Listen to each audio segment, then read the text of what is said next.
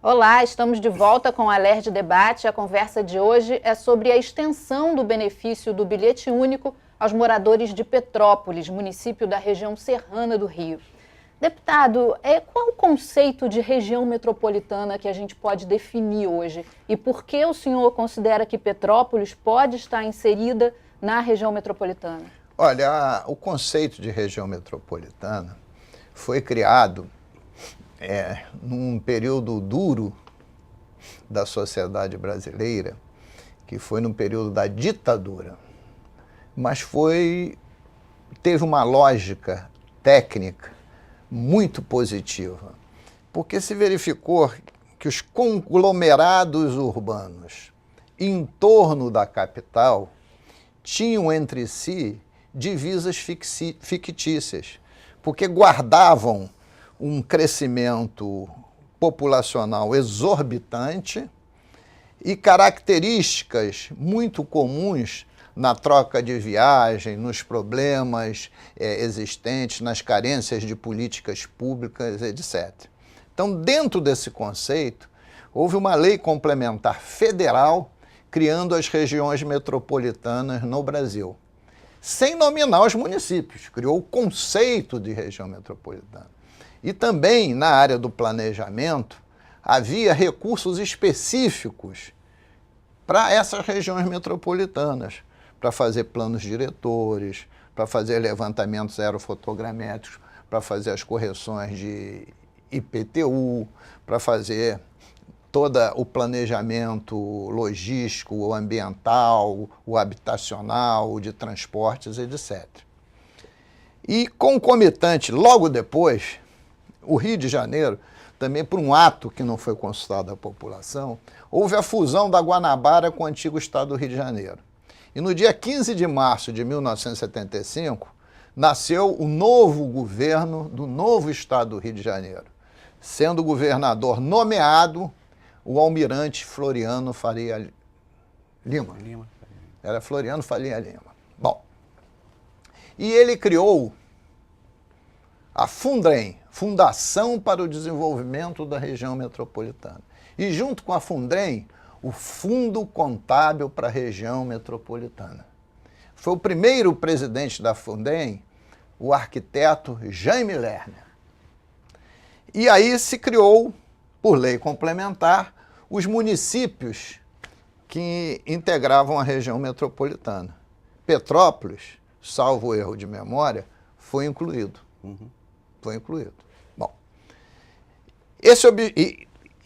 esses municípios, se apresentassem bons projetos, o Estado dava parcela significativa dos recursos necessários que vinham do Fundo Contábil da Região Metropolitana, que era abastecido pela União e abastecido pela fonte 00 do Estado, e às vezes com muito pouca contrapartida municipal se alavancava bons projetos. E com o andar da carruagem, a Fundrem foi extinta. E aí deixou-se de se ter planejamento metropolitano. E mesmo assim, também em 75, se dividiu o Estado em regiões-programa. Região metropolitana, região serrana, sul fluminense, Costa Verde, região dos lagos, norte fluminense, noroeste fluminense, e sucessivamente, que eram municípios com características semelhantes. E tinha o conceito de planejamento urbano de cidades-polos que agregavam esses municípios. Ora, então, veja, em 75, Petrópolis, que era muito menos povoado, que tinha políticas muito mais específicas, já foi vista pelos urbanistas da época com o componente de região metropolitana. Posteriormente, o governador Moreira Franco, né, emancipou, claro que com demandas locais, emancipou o distrito de Petrópolis, chamado São José do Vale do Rio Preto, que passou a ser um município. O projeto foi de minha autoria. Projeto de autoria do deputado Nelson Sabrá, à época. Por quê? Quando foi? Foi, Nelson. foi o último ato meu como deputado estadual, que eu estava... Aqui na casa. Que eu estava preparando para a Constituinte Federal. E foi o último ato, foi a aprovação do plebiscito, a contragosto do prefeito de lá, o Paulo Ratz, e do Gilberto Rodrigues. Que ano do foi PMDB. isso? Isso foi em 1986. 86. Porque São José do Rio Preto tinha características muito mais rurais e produções específicas, etc. E com o andar do tempo, com esse conceito já existente de região serrana, Petrópolis foi retirado da região metropolitana e incluído como região serrana. Eu fiz aqui uma lei obrigando o governo do estado a fazer um plano diretor, um plano estratégico para a região metropolitana e também reabilitar o hoje adormecido Fundo Contábil da região metropolitana. Hoje já tem decisão no Supremo que os prefeitos têm autonomia plena para legislarem, que eles não têm autoridade sobre eles. Mas se o Estado tem um planejamento estratégico, tem uma bolsa de dinheiro no Fundo Contábil da região metropolitana, pode incentivar projetos de interesse comum desses municípios. É nesse sentido que a inclusão de Petrópolis, respeitada integralmente a sua autonomia, pode lhe trazer benefício. A gente já está discutindo, que é o bilhete único. Se fosse da região metropolitana, o bilhete único. E Petrópolis hoje não tem mais, por exemplo, o trem que ligava Petrópolis a Magé, ou passa na 040, ou não tem outro acesso. Na área habitacional, pouca gente sabe, que o programa da Caixa Econômica Federal, Minha Casa Minha Vida, o valor do financiamento para a região metropolitana é 1, para quem não é da região metropolitana é menor. É como se tivesse assim uma escadinha. Quanto mais longe você sai da sede municipal, menor é o valor do financiamento. E o grande desastre de janeiro de 2011 foi na região serrana, foi em Petrópolis, foi em Teresópolis e foi em Friburgo. Então, essa discussão metropolitana pode ser muito interessante. E eu verifico, não só eu, porque você apresentou aqui o Sabrá como engenheiro, mas eu também sou engenheiro, com mestrado em transporte, já fui secretário de urbanismo, e tem outros arquitetos que defendem que Petrópolis é, de fato, membro da região metropolitana. Não é de direito, é de fato. Então, deixa eu fazer uma pergunta, então, para os senhores. Se o Estado precisa de cidades fortes que alavanquem o desenvolvimento das outras regiões, Petrópolis não teria que ter esse papel na região serrana? Olha, a abordagem do Luiz Paulo é perfeita quando ele fala na questão da integração da região, mas sob a ótica de quem está aqui na cota zero, né? Você não tem como discernir as políticas de Belford Roxo, né, de Queimados, né, Nova Iguaçu, que são divisas virtuais mesmo. E o papel da SEDAI, que deveria ser um papel competente e que não é cumprido há 40 anos, porque na lei da fusão o saneamento já era da responsabilidade da SEDAI.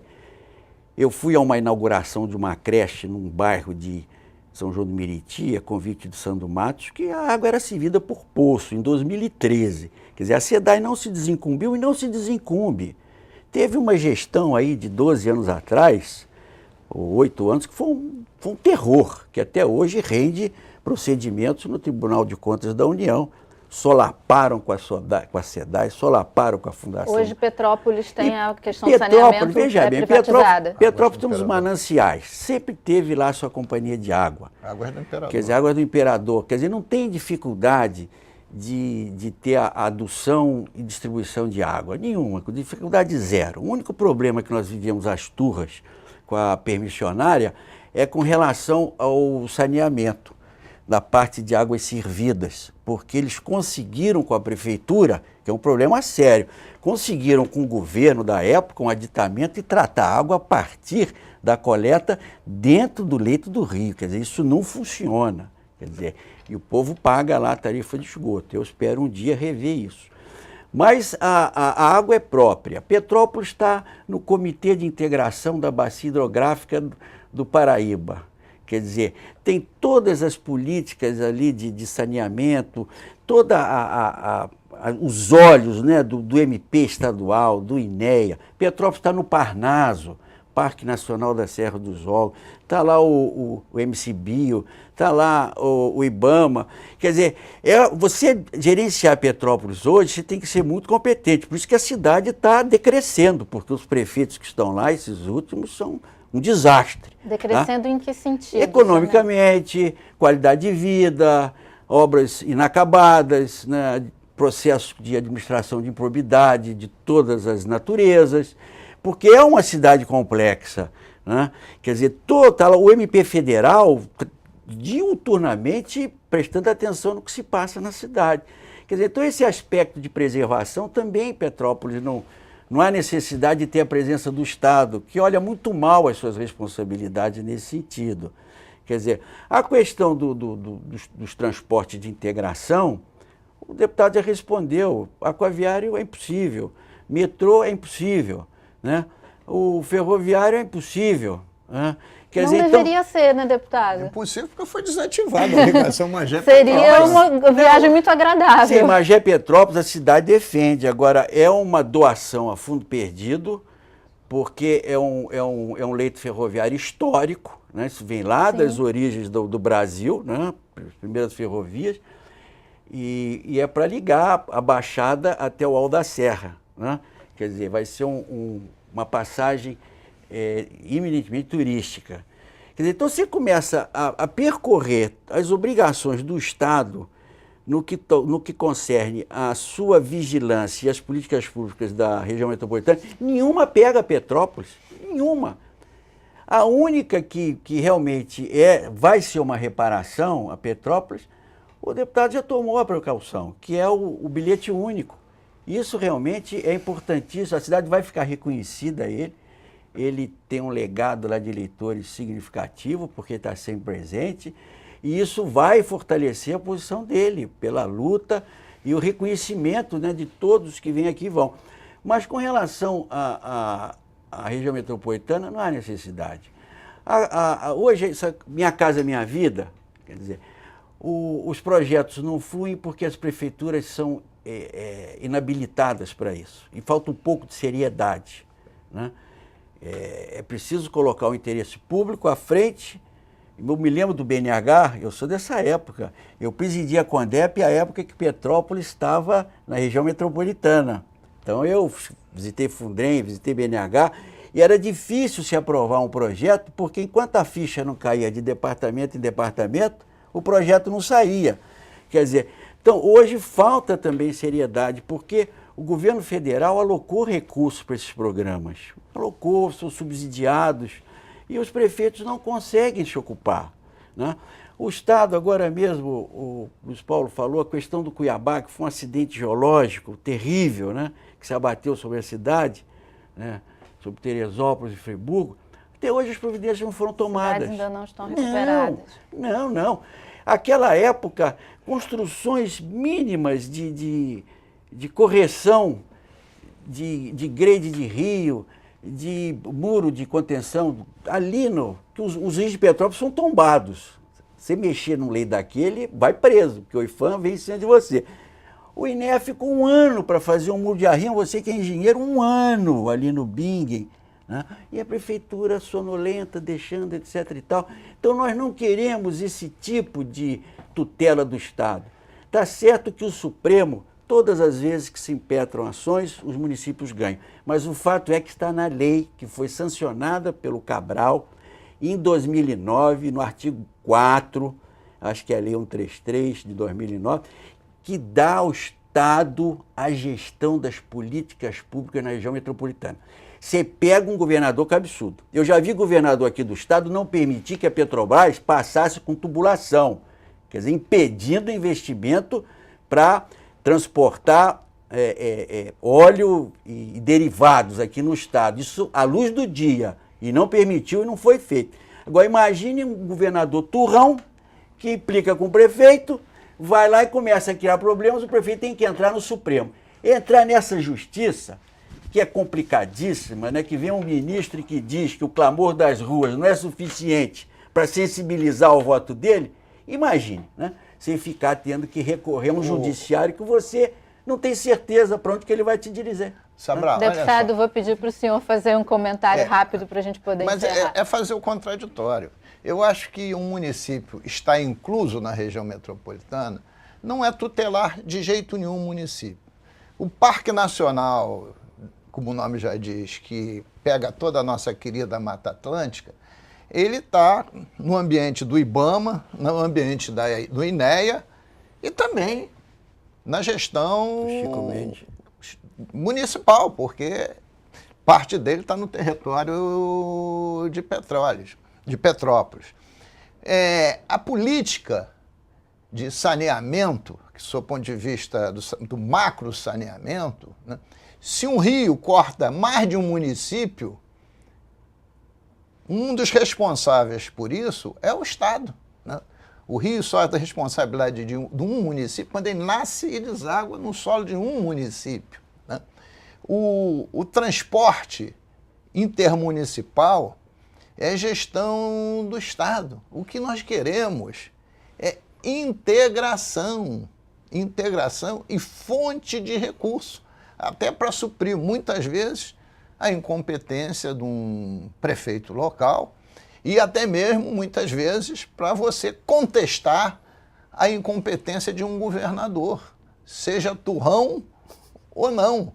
Porque se essa não for essa compreensão e não tiver tudo decidido, discutido num plano estratégico, num plano diretor, sem que haja um conselho metropolitano, com um prefeito tendo assento no conselho metropolitano, as iniciativas ficam esparsas.